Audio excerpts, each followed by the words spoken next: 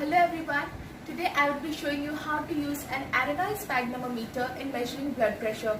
First of all, I would like to introduce you to the instruments which I will be using in this procedure. Firstly, it is the Aranoi sphygmometer. Second is the stethoscope. By using these two instruments, I will be measuring the blood pressure. Today I have my grandfather who would be my helper to do or conduct this video. I will be measuring his blood pressure today. First of all, before knowing or measuring blood pressure, you should know about two concepts. One is the brachial pulse and second is the radial pulse. Firstly, brachial pulse. What is brachial pulse? Brachial pulse is nothing but when you the pulse which you feel on the brachial artery. The brachial artery is present where? It is located at the medial side of the antecubital fossa. I'll show you the pinpoint location.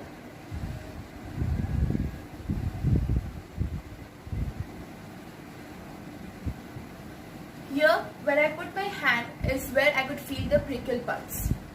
Next concept is the radial pulse.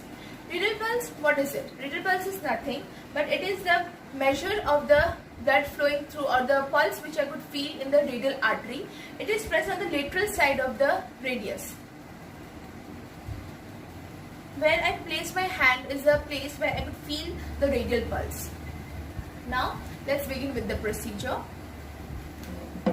Firstly, I would secure the cusp of this sphygmometer just 2 cm above the brachial pulse or the place where I located the brachial pulse.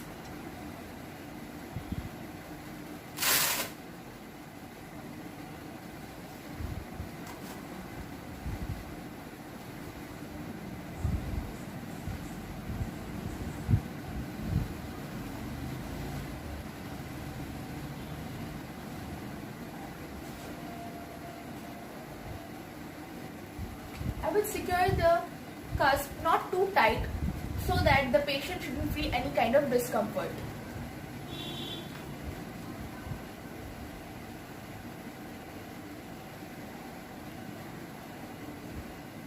Now this here is a dial. Here you could see the pressure which I would increase or which I would measure in this by measuring the blood pressure.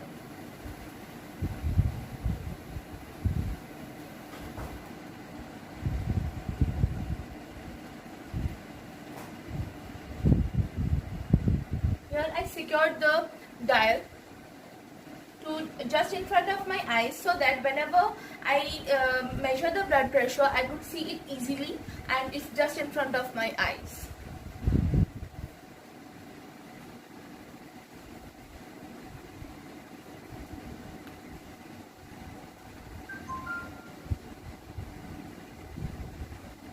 Now, first step is here I would put my hand over the radial pulse and start inflating the cusp. A point would come when I would no longer hear the radial pulse.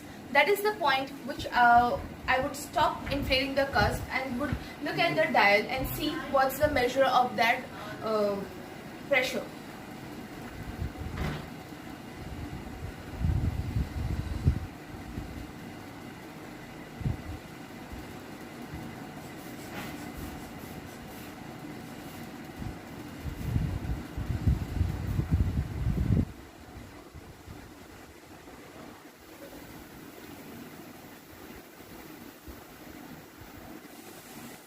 So here, as you could see, at around 140 mmHg, I was not able to any further hear or feel any kind of radial pulse.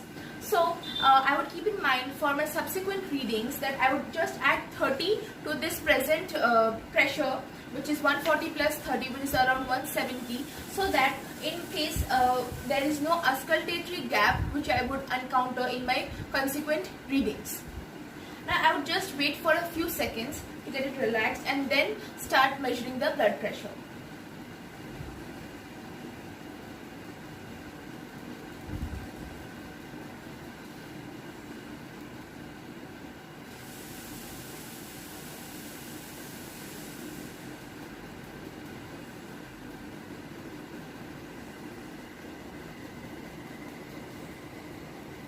Now let's measure the blood pressure. Use a stethoscope for this. Put the bell of the sphygmomanometer on the location where you could hear the brachial pulse.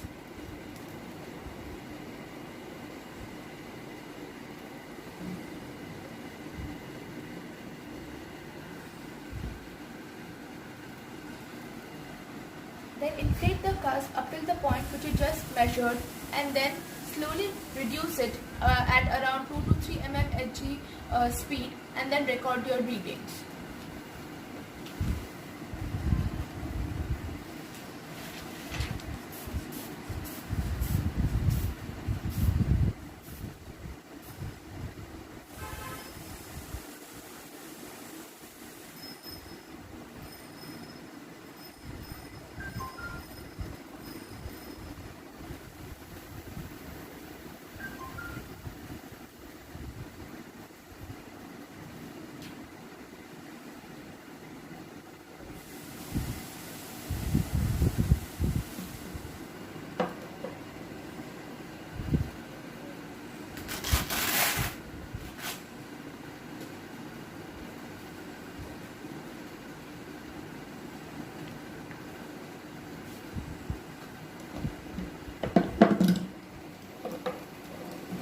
So here, as you could see, at around 130 mmHg, I could hear 2 times the Korotkov sound.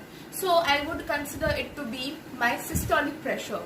Then as on I decreased the pressure by 2 to 3 mmHg speed, I could hear 2 to 3 times the Korotkov sound, but it was getting lower in intensity and was getting to a muffled voice.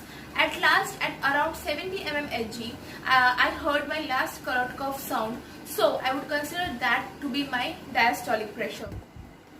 So, from here I could say that by using that Aradine sphygmomanometer, I could measure the blood pressure to be 130/70, in which 130 is the systolic pressure, whereas 70 is the diastolic pressure. This is the way I performed the blood pressure measuring by using an Aradine sphygmomanometer. This concludes it. Thank you.